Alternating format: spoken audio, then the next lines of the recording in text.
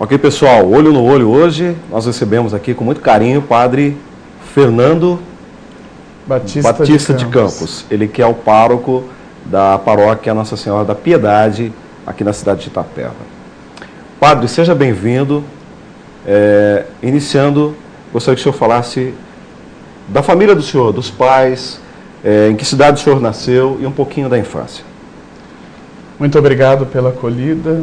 Também quero acolher a todos aqueles que nos assistem por essa web TV. Eu sou natural de Capão Bonito, nasci nessa cidade vizinha, cidade da Garoa, Capão Bonito, dos Ventos. Sou filho de lá, meus pais, minha mãe, viva ainda, mora lá. Sou o 7º filho de uma família de 9 irmãos. Uma família grande, uma família animada, uma família muito unida até hoje, entre os irmãos, já com os cunhados, as cunhadas, os sobrinhos. É uma bênção, uma família abençoada, com suas dificuldades, de família grande, de diferenças. Apesar de sermos irmãos, somos diferentes, mas unidos, graças a Deus. Padre, conta pra gente um pouco da infância. A infância o senhor passou lá mesmo na cidade de Capão Bonito. A minha infância foi uma infância adequada, uma infância feliz, não é? Eu sempre falo que nenhuma pessoa fala que teve uma infância triste, mas minha infância foi uma infância feliz, uma família grande, como disse, 9 irmãos, eu sou o 7º. Então, quando eu nasci, meu irmão mais velho já tinha 14, praticamente uma criança meio que criada pelos irmãos, pelas irmãs mais velhas, meio até mimado. Só tem 2 abaixo de mim. Meu pai era barbeiro, trabalhava ali em casa mesmo. Minha mãe sempre trabalhou nos serviços gerais do Banco do Brasil, na parte da faxina, então ela ia de manhã, voltava só à tarde. Então passei mais a minha infância ali com meu pai, porque o salão a barbearia dele era ali em casa mesmo. Então foi uma infância muito feliz, com os meus irmãos, muita criança para brincar, os meus irmãos mais novos, os meus primos. Nunca tivemos dificuldade nessa parte, nunca fui uma criança solitária, uma criança que sempre gostou muito desde que aprendeu a ler muito. Então, não era brincava bastante, mas também lia bastante, gostava de ficar ali, olhando, observando as coisas. Foi uma infância abençoada, sofrida, uma família grande, não tinha tantas condições. O meu pai tinha um problema com alcoolismo, era um alcoólatra, né? Tanto que veio a falecer por causa disso, prematuramente, mas era uma pessoa maravilhosa. O alcoolismo é uma doença, e ele vivia essa doença mesmo, e de modo especial os filhos sofrem muito com isso. É uma dificuldade muito grande, e toda vez que lembro do meu pai e rezo por ele, eu sempre peço que Deus livre as famílias mesmo do alcoolismo. Mas graças a Deus não cresci com grandes traumas por causa disso. Mesmo sendo alcoólatra, ele era um pai maravilhoso, atencioso, carinhoso, cuidava. E a minha mãe também, mais ali gerenciando a casa, mas também uma mãe muito amorosa e carinhosa. O senhor falava das brincadeiras, claro que não faltaram companhias, já que a família era grande, eram várias crianças. E que brincadeira que vocês faziam naquela época? O que ficou marcado nessa infância? Olha, nós fazíamos várias gincanas na nossa época, nós buscávamos fazer várias brincadeiras, apostávamos corridas, apostávamos várias coisas. Uma espécie de gincana entre os irmãos, entre os primos que moravam ali perto, as crianças da rua, corrida de carrinho de rolemã. Na verdade, o que fica mais marcado em mim mesmo é essa questão das gincanas. Nós formávamos grupos de brincadeiras e exercíamos ali. Eu, como era um pouquinho gordinho, sempre ficava por último. Não ficava sempre, mas às vezes por último, mas eu nunca fui de ligar. Tinha alguns que brigavam, tem aqueles que sempre querem ganhar. Eu aceitava a minha condição, o importante para mim era participar. Padre, conta pra gente o início dos estudos do senhor. Onde o senhor fez o primário? eu estudei na escola Padre Arlindo Vieira, uma escola estadual em Capão Bonito, ali na Vila São Judas, onde minha mãe mora até hoje. Lá estudei de 1ª a 8ª série, do 1º grau na época, depois passou para ensino fundamental. Ali fiz todos os meus estudos naquela escola maravilhosa. Tive a graça de ter o mesmo quadro de professores durante quase todos os anos, a mesma diretora, o mesmo diretor. Isso proporcionou uma boa educação, um bom empenho, porque os professores nos conheciam e viam a nossa evolução e nos ajudavam no aprendizado. Quando estava terminando a 8ª série, aí já fui encaminhado para o seminário. Dessa época do início dos estudos, qual a professora ou professor que ficou marcado para sempre na vida de Padre Fernando? A professora principal que ficou marcada mesmo é a da 1ª série, a Dona Rose, ainda viva lá em Capão Bonito, Rosali Balcevicius, mais conhecida como Dona Rose, minha amiga até hoje, uma mãezona. Quando fala alguma coisa, ela ainda me corrige. Ela é, como dizemos, a representante dos professores. Tive ótimos professores, como toda pessoa também tem aqueles professores que nós, mas foram bons professores. Tive professores com quem não tive tanta afinidade, tanta ligação, mas reconheço que foram bons educadores. Mas a do coração, que representa todos os bons professores que tive, é a Dona Rose, professora de 1ª série. Padre Fernando, em relação aos estudos daquela época, pelo menos até a 8ª série, gostaria que o senhor comentasse quais foram as mudanças principais que o senhor vê hoje em relação ao ensino que é aplicado, principalmente na rede pública de ensino no nosso país. Olha, é pouco tempo se nós formos analisar o processo histórico, porque tenho 32 anos, então isso 22 anos atrás seria pouco tempo, mas a mudança é enorme. Eu ainda peguei uma fase de respeito, de busca, de uma educação de base, onde nós éramos convidados à leitura, éramos convidados à vida cívica. Isso foi muito importante, porque a disciplina é importante para a criança que está se formando, para o adolescente, ela ter alguns conceitos e algumas regras que irão nortear a vida toda dela, as ações, as atitudes, as palavras. Eu percebo essa diferença de hoje, não no preparo dos professores. Pelo contrário, hoje os professores têm muitas condições pela rede pública de profissionalizarem, se estudar, pós-graduação. O próprio Estado, a própria Prefeitura proporciona isso, só que a precocidade da criança hoje, que com 10, 12 anos já quer ser jovem, e muitas vezes nós não conseguimos controlar isso, acaba atrapalhando. A criança aprende, mas ela cresce um pouco sem disciplina. E a disciplina é essencial em qualquer área da vida. Sem disciplina, a pessoa não vai conseguir se ajustar na sociedade. Padre Fernando, como surgiu a vocação sacerdotal na vida do senhor?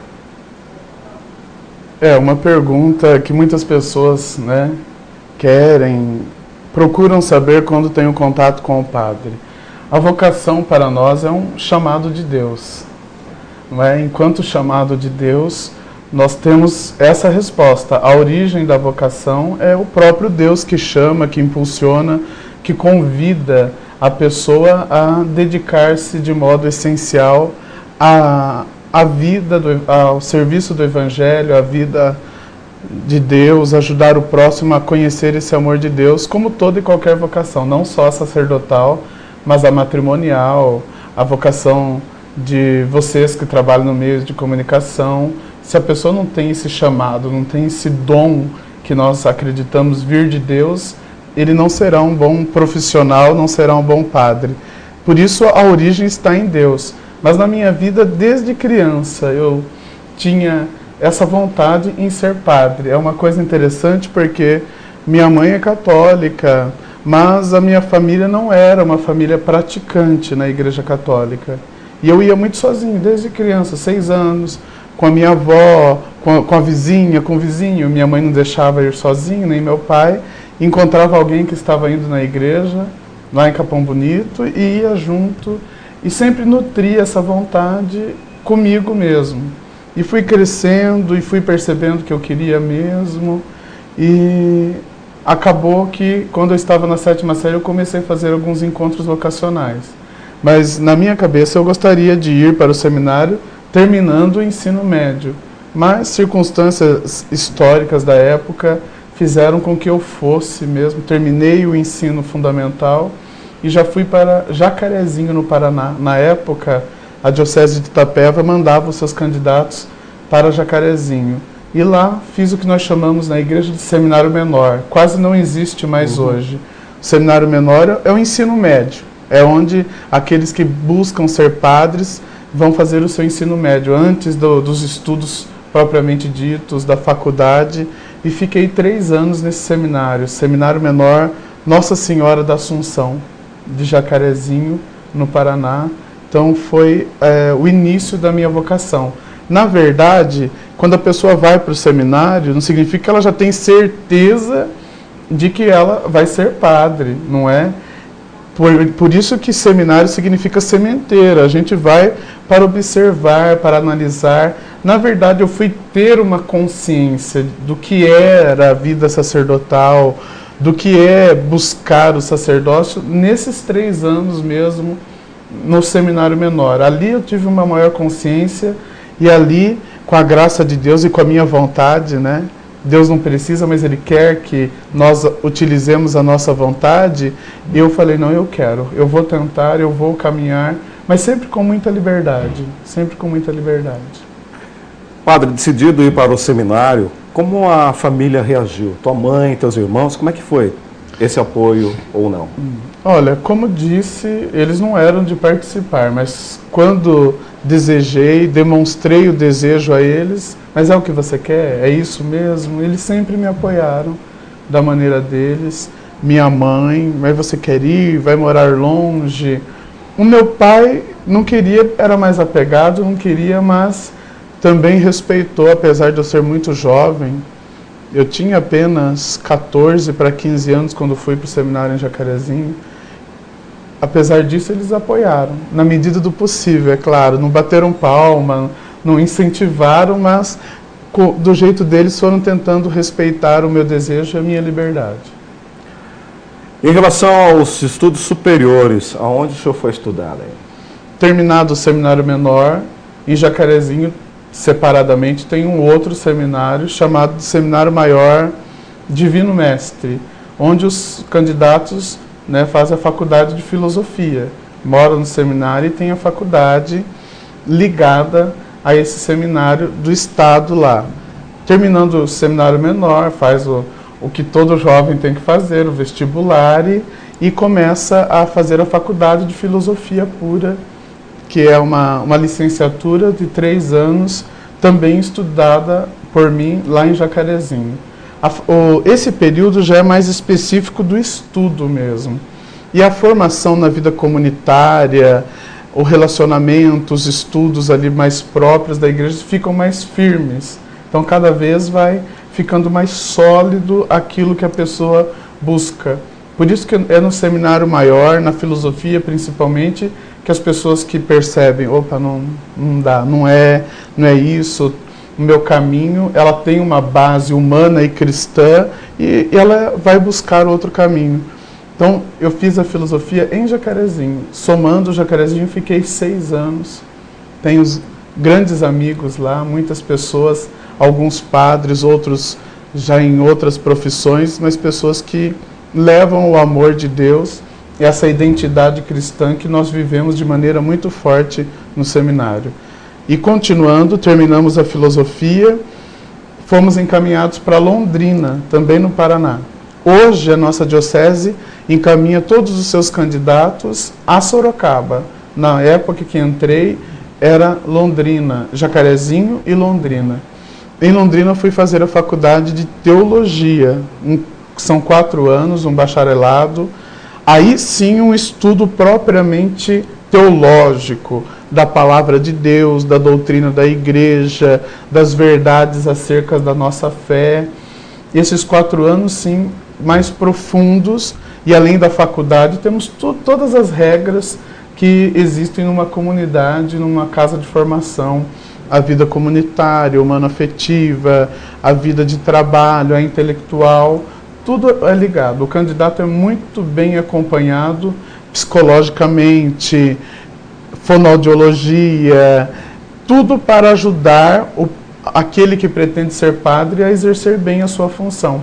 Porque o padre também é um comunicador. E se não souber se comunicar, a palavra de Deus não vai ser tão eficaz. Deus que age, é o Espírito que conduz, mas o padre se coloca como instrumento, e enquanto instrumento ele tem que se preparar de maneira plena, completa, para que a eficácia do anúncio aconteça. Com certeza, a data mais esperada na vida do senhor, dos familiares também, foi a ordenação sacerdotal. Gostaria que o senhor falasse um pouco em que data o senhor foi ordenado e como o senhor reagiu nesse momento da ordenação. Olha, realmente, é uma data muito especial. Acredito que como um casamento para as pessoas que buscam o matrimônio, para os casais apaixonados, é o cume, não é? Só que todo padre, antes de ser ordenado, de receber o sacramento da ordem, ele também é ordenado padre. O sacramento da ordem na igreja é constituído em 3 graus, um só sacramento, 3 graus. O primeiro grau é o do diaconato. Antes de ser padre, terminado todos os estudos e também de acordo com o nosso bispo, o bispo de cada diocese, o nosso bispo aqui, Dom Josélio, o candidato tem que terminar, fazer um longo estágio para ser ordenado. Algumas dioceses, o bispo terminou os estudos, ele já ordena diácono, então depende muito do bispo. O nosso bispo, ele dá esse longo estágio, além de eu fiquei 10 anos estudando, como vocês ouviram, depois fiquei mais 2 anos e meio fazendo estágio. Ordenei-me diácono no dia 29 de outubro de 2005 e padre no dia 29 de julho de 2006. O grande dia, a grande data, onde entreguei a minha vida através do sacramento da ordem à igreja e ao serviço do Evangelho.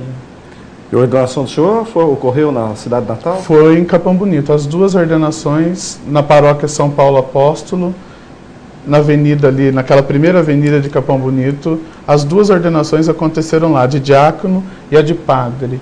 Graças a Deus, como sempre em Capão Bonito, estava um dia frio, gostoso, então ficou muito agradável o dia, muitas pessoas, um dia feliz, um dia onde entreguei a minha vida mesmo à igreja. O bispo que fez é o nosso bispo até agora, e muitas pessoas, muitos padres, uma alegria para a igreja mesmo. Após a ordenação, o senhor já veio direto para Itapeva, ou o senhor foi trabalhar em outra paróquia no início da vida como sacerdote?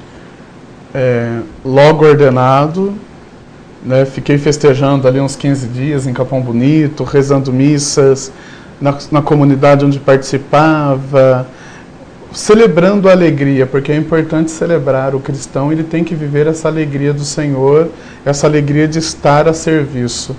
E o nosso bispo, ele é bem cauteloso, um tanto quanto moroso nessa parte, então ele não coloca um padre diretamente recém-ordenado sozinho numa paróquia. Aí fui encaminhado para Apiaí. Fiquei em Apiaí durante 5 meses.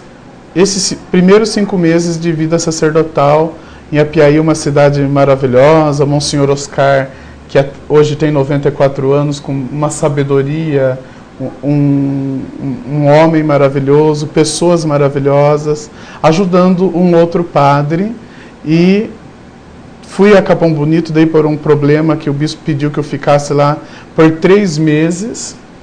Daí sim vim para Itapeva, de Capão Bonito, ajudando nas 2 paróquias ali os outros padres. Fui encaminhado para substituir, entre aspas, ao padre Nazareno, que já estava há 30 anos ali na paróquia Nossa Senhora da Piedade, ainda está, não mais diretamente à frente da paróquia, mas ali junto, rezando as missas, ajudando, um grande companheiro, o Padre Nazareno, que foi quem construiu toda aquela paróquia.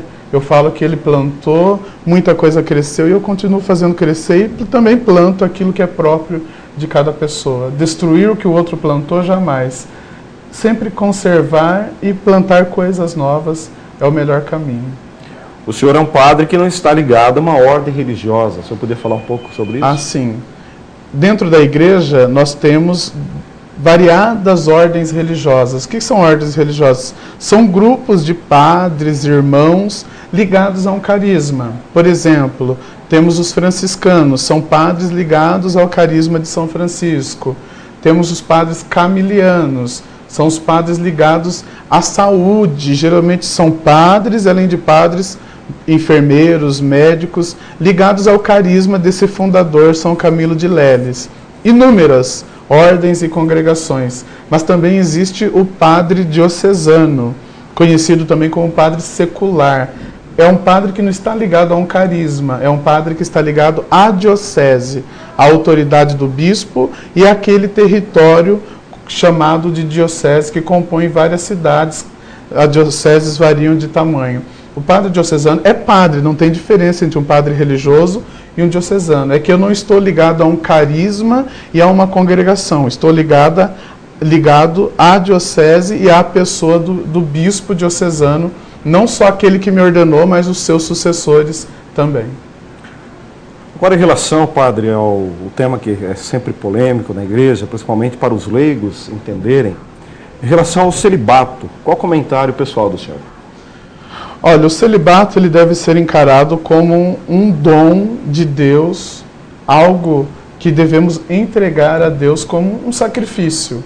A palavra sacrifício não pode ser vista de maneira errada, mas sacrifício vem de sacro, tornar santo. Então o padre ele é convidado pela igreja a livremente doar a sua vida total ao serviço do Evangelho. Isso significa não contrair o matrimônio, não viver a vocação do matrimônio, porque o matrimônio é uma vocação, é um sacramento. Não que a igreja despreze o casamento, pelo contrário, ela dignifica, mas o padre é convidado, é uma regra eclesiástica, uma regra da igreja. Muita gente fala, mas está na Bíblia, os apóstolos casavam. É uma regra da igreja, de um período histórico da igreja, que um dia pode vir a mudar. Não que o celibato não existirá mais. Por quê? Porque o celibato é um dom. Não só o padre, existem pessoas que não se casam, livremente não quiseram casar-se e entregam a vida ao serviço do Evangelho, à evangelização, não só na Igreja Católica, como nas outras comunidades. Por isso o celibato deve ser encarado como um dom, um serviço. É claro que não é tão fácil. Muitas pessoas ligam assim e acham, Ademir, que o padre é celibatário, ele não tem desejos, ele não tem afetividade, e o celibato ele não suprime a sexualidade, que é dom de Deus, que é própria de cada ser humano. Mas o padre, a pessoa que se decide consagrar a Deus, ela direciona esta sexualidade, ela sublima essa sexualidade para que ela, no máximo, possa ajudar no anúncio da palavra do Senhor. Por isso que é polêmico, porque muita gente não enxerga o ser humano sem casar, sem ter uma vida... Nem tanto, eles não ligam tanto para o casamento, é mais a questão do sexo, né? Que é importante e é lindo dentro do matrimônio. Mas o homem não é só isso.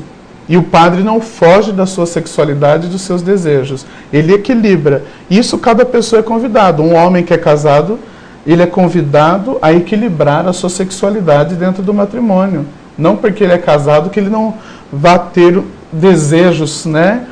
Sentimentos, vai ter sido chamado a atenção por outras mulheres. Então ele é chamado a ter o equilíbrio. Então dentro do matrimônio, a pessoa também é chamada a ter equilíbrio na sua vida sexual, na sua sexualidade. É melhor que não é só sexo, é todo um conjunto. E o padre vive isso de maneira mais íntima, né, ligada a nosso Senhor Jesus Cristo, a São Paulo também, que não casou, ele que na palavra de Deus fala, aqueles que é melhor não casar para servir melhor a Deus, não que quem casa não serve, mas são questões de vocação, de dom de Deus, que o padre deve aceitar livremente. Gostaria de saber a opinião do senhor em relação ao ecumenismo. O ecumenismo é uma ordem de nosso Senhor Jesus Cristo, digamos assim. Ele diz no Evangelho de São João que todos sejam um, como Deus é um. Por isso, o ecumenismo, ele deve ser visto como essa unidade dos cristãos. Não é uma unicidade, não é criar uma só igreja, suprimir, porque o ser humano é competitivo. A igreja é do Senhor, mas somos nós que estamos ali nesta igreja, enquanto pessoas humanas, muitas vezes nós colocamos as nossas dificuldades. O ecumenismo, então, é essa mentalidade que nos leva, que leva todos os cristãos a buscar a unidade na pessoa de Jesus. Cada um na sua igreja, com a sua doutrina, com a sua especificidade, mas respeitando a todos os cristãos. Quando isso acontecer, o Evangelho com certeza vai ser anunciado de maneira eficaz. O ecumenismo, então, é isso, essa unidade, esse diálogo entre os cristãos. Isso envergonha, pelo menos eu, Fernando, principalmente, muitas vezes em Itapeva, várias igrejas, todas cristãs, todas ligadas a Jesus, ao Deus que é Pai, Filho e Espírito Santo, a ressurreição do Senhor, e muitas vezes parece que somos rivais. Eu procuro evitar muito isso, porque em Cristo nós somos convidados a ser um só coração, uma só alma, como diz o livro dos Atos dos Apóstolos. Por isso o ecumenismo, para mim, é a solução de todos os problemas religiosos, sociais, que nossa sociedade precisa. Os cristãos precisam demonstrar essa unidade para que consigamos chegar a todas as pessoas.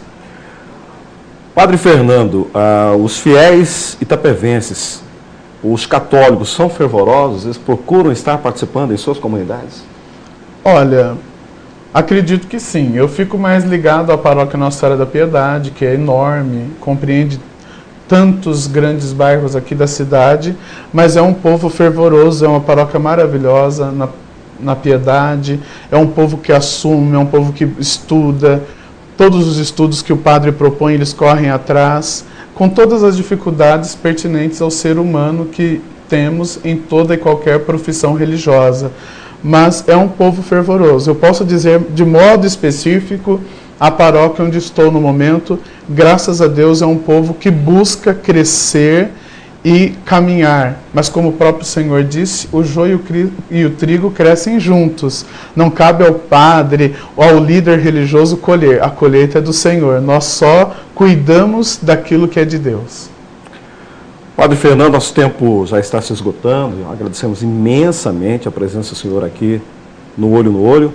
Eu gostaria que o senhor deixasse, então, uma mensagem aos nossos internautas que estão aí assistindo ao nosso programa. A minha mensagem é de que Jesus é o nosso Senhor, e é Ele que devemos buscar, nos fundamentando na palavra de Deus, que nós busquemos ser pessoas fortes e sólidas na nossa igreja, na Igreja Católica que eu participo, você que participa de outra igreja, que você seja firme, que você procure conhecer e valorizar o amor de Deus, porque amando a Deus, nós conseguiremos amar a nós mesmos, e quem ama a Deus, tem amor próprio, conseguirá também amar as outras pessoas. A minha mensagem é esta, que busquemos um encontro pessoal com a pessoa de Jesus. Quem conhece, quem vê Jesus, vai fazer o que Ele pede a todos nós. Eu sempre coloco um assunto pessoal para dentro de mim assim, né? Nunca se envergonhe de sua fé. Isso. Acho que o mais importante é isso. Padre Fernando, mais uma vez, muito obrigado. Obrigado a você, internauta, que nos assiste. E até o próximo Olho no Olho.